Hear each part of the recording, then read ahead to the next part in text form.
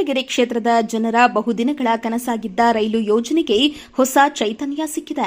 2027ರ ಅಂತ್ಯದೊಳಗೆ ಕೊರಟಗೆರೆ ಮಧುಗಿರಿ ಪಾವಗಡ ಮಾರ್ಗದಲ್ಲಿ ರೈಲು ಸಂಚಾರ ಆರಂಭಿಸುವ ಗುರಿಯನ್ನ ಹೊಂದಲಾಗಿದೆ ಎಂದು ಕೇಂದ್ರ ರೈಲ್ವೆ ಹಾಗೂ ಜಲಶಕ್ತಿ ಸಚಿವ ವಿ ಸೋಮಣ್ಣ ಘೋಷಿಸಿದ್ದಾರೆ.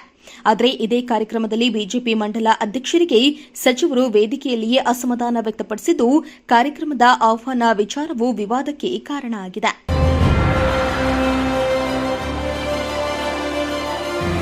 ಹೌದು, ಕೊರಟಗೆರೆ ಪಟ್ಟಣದ ಬೈಪಾಸ್ ರಸ್ತೆ ಸಮೀಪ ಶನಿವಾರ ತುಮಕೂರು ರಾಯದುರ್ಗ ಹೊಸ ರೈಲು ಮಾರ್ಗದ ಕೊರಟಗೆರೆ ರೈಲ್ವೆ ನಿಲ್ದಾಣ ಕಾಮಗಾರಿಗೆ ಕೇಂದ್ರ ರೈಲ್ವೆ ಹಾಗೂ ಜಲಶಕ್ತಿ ಸಚಿವ ವಿ ಸೋಮಣ್ಣ ಗುದ್ದಲಿ ಪೂಜೆಯನ್ನ ನೆರವೇರಿಸಿದರು. ಇನ್ನು ಈ ವೇಳೆ ಮಾತನಾಡಿದ ಅವರು, ಸುಮಾರು 2,500 ಕೋಟಿ ವೆಚ್ಚದ ತುಮಕೂರು ರಾಯದುರ್ಗ ರೈಲು ಮಾರ್ಗ ಯೋಜನೆಗೆ ಮತ್ತೆ ವೇಗ ಸಿಕ್ಕಿದ್ದು, 2027ರ ಡಿಸೆಂಬರ್ ವೇಳೆಗೆ ರೈಲು ಸಂಚಾರ ಆರಂಭಿಸುವ ಗುರಿಯನ್ನ ಹೊಂದಲಾಗಿದೆ ಎಂದು ತಿಳಿಸಿದರು. ಇನ್ನು ಇದರ ಜೊತೆಗೆ ದಾಬಸ್ಪೇಟೆ ಟು ಕೊರಟಗೆರೆ, ಮಧುಗಿರಿ, ಪಾವಗಡ, ಕಲ್ಯಾಣದುರ್ಗ ರಾಷ್ಟ್ರೀಯ ಹೆದ್ದಾರಿ ಯೋಜನೆಯ ರೂಪುರೇಷೆಯೂ ಸಿದ್ದವಾಗಿದ್ದು, ಕೇಂದ್ರ ಮತ್ತು ರಾಜ್ಯ ಸರ್ಕಾರಗಳು ಸಮನ್ವಯದಿಂದ ಕೆಲಸ ಮಾಡಿದಾಗ ಮಾತ್ರ ಅಭಿವೃದ್ಧಿ ವೇಗ ಪಡೆಯಲಿದೆ ಎಂದು ಹೇಳಿದರು.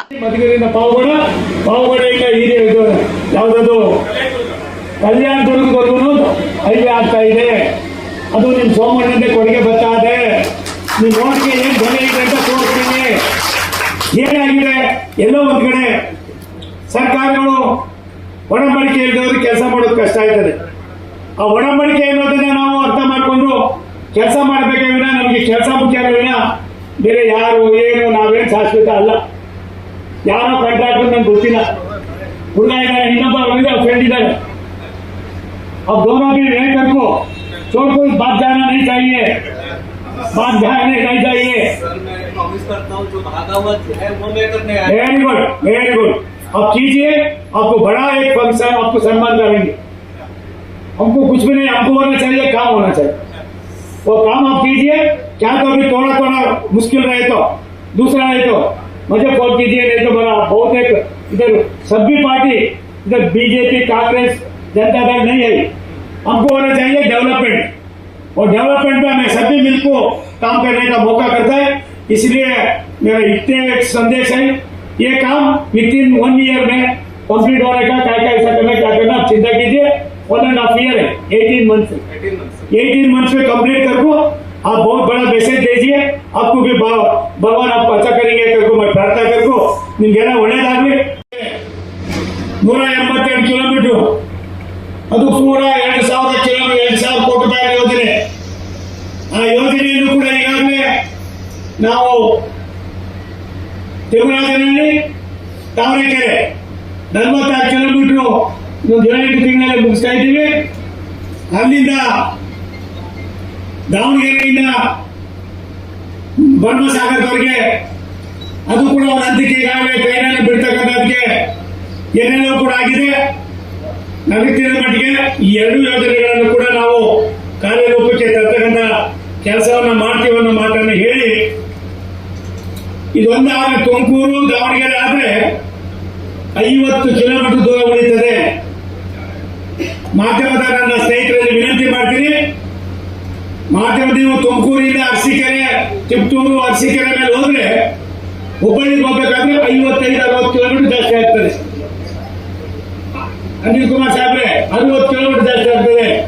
ಈ 60 ಕಿಲೋಮೀಟರ್ ದೂರವನ್ನು ಕಡಿಮೆ ಮಾಡೋದ್ರಿಂದ ಪ್ರಯಾಣಿಕರಿಗೆ 1.25 ಗಂಟೆ ಟೈಮು ಉಳಿತದೆ, ಕಿಲೋಮೀಟರ್ ಕಡಿಮೆ ಆಗ್ತದೆ. ಈ ಕೆಲಸವನ್ನು ಕೂಡ ನಾವು ಮಾಡ್ತಾ ಇದ್ದೀವಿ, ಅದನ್ನು ಕೂಡ ತರ್ತಾ ಇದ್ದೀವಿ.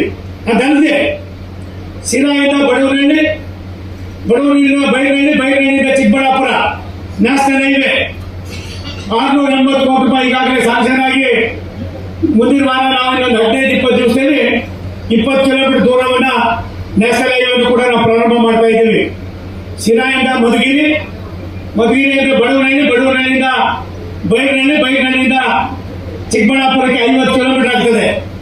ನೀವು ಸಿರಾಯಿಂದ ತುಮಕೂರು ಬಂದು ತುಮಕೂರಿಂದ ಎಗೈನು ನೀವು ಚಿಕ್ಕಬಳ್ಳಾಪುರಕ್ಕೆ ಹೋಗ್ಬೇಕಾದ್ರೆ ಸುಮಾರು 65-70 ಕಿಲೋಮೀಟರ್ ದೂರ ಉಳಿತಾ ಇದೆ. ಇನ್ನು ಕಾರ್ಯಕ್ರಮದಲ್ಲಿ ಜನರ ಹಾಜರಾತಿ ಕಡಿಮೆ ಕಂಡುಬಂದ ಹಿನ್ನೆಲೆಯಲ್ಲಿ ಬಿಜೆಪಿ ಮಂಡಲ ಅಧ್ಯಕ್ಷ ರುದ್ರೇಶ್ ಅವರನ್ನ ವೇದಿಕೆಯಲ್ಲಿಯೇ ಸಚಿವ ಸೋಮಣ್ಣ ತರಾಟೆಗೆ ತೆಗೆದುಕೊಂಡ್ರು.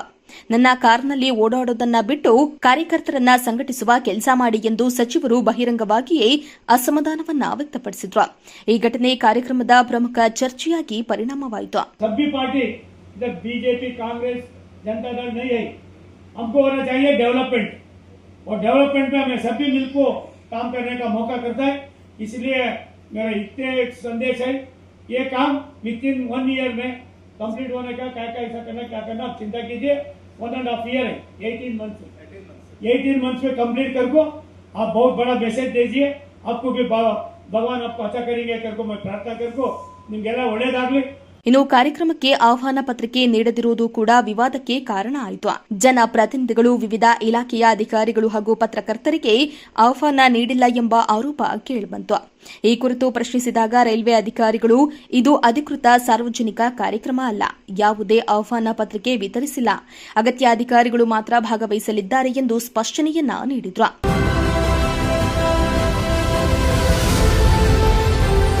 ಇನ್ನು ವಿ ಸೋಮಣ್ಣ ಮಾತನಾಡಿ 2027ರ ಅಂತ್ಯದೊಳಗೆ ಕೊರಟಗೆರೆ ಭಾಗಕ್ಕೆ ರೈಲು ಸಂಚಾರ ಆರಂಭಿಸುವ ಗುರಿ ನಮ್ಮದು. ರಾಷ್ಟ್ರೀಯ ಹೆದ್ದಾರಿ ಯೋಜನೆಯು ಸಿದ್ಧವಾಗಿದೆ. ಅಭಿವೃದ್ಧಿಗೆ ಎಲ್ಲರ ಸಹಕಾರ ಅಗತ್ಯ ಎಂದು ಹೇಳಿದ್ದಾರೆ. ಇಲ್ಲಿ ಸಾಂಕೇತಿಕವಾಗಿ 4 ಸ್ಟೇಷನ್ಗಳನ್ನು ನಾವು ಯಾಕೆ ಮಾಡ್ತಾ ಇದ್ದೀವಿ ಅಂದರೆ ಪದೇ ನೀವು ಕೇಳೋರಿ, ಯಾವಾಗ ಬರ್ತಾಯಿದೆ ಟ್ರೈನ್ ನಿಮ್ಗೆ ಅದಕ್ಕೆ ಕರ್ಕೊಂಡು ಬಂದಿದ್ದು. ಯಾಕೆ ಹೇಳ್ತೀರಂದರೆ ಭಾರಿ ತಾಂತ್ರಿಕವಾಗಿ ಒಂದು ಹೈವೇಗಳು ಮಾಡೋದು ಭಾರಿ ಸುಲಭ. ಸ್ಟೇಟ್ ಹೈವೇ ಇರ್ಬೋದು, ನ್ಯಾಷನಲ್ ಹೈವೇ ಸುಲಭ. ಒಂದು ರೈಲ್ವೆ ಲೈನ್ ಹಾಕೋದಿದೆಯಲ್ಲ, ಅದು ಅದಕ್ಕಿಂತ ಟಫ್ ಜಾಬ್ ಇನ್ನೊಂದಿಲ್ಲ.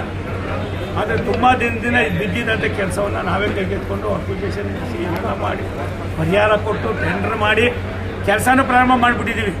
ಇನ್ನೊಂದು 55-60 ಕಿಲೋಮೀಟರ್ ಬಿದ್ದಿದೆ. ಈ 55-60 ಕಿಲೋಮೀಟರ್ ದೂರವನ್ನು ಇನ್ನು 1.5 ವರ್ಷದಲ್ಲಿ ಮುಗಿಸಿ 2027 ಡಿಸೆಂಬರ್ ಒಳಗಡೆ ಇವತ್ತು ರಾಯದುರ್ಗ, ತುಮಕೂರನ್ನು ನಾವು ಇದು ಸಾರ್ವಜನಿಕರಿಗೆ ಸಮರ್ಪಣೆ ಮಾಡ್ತೀವಿ.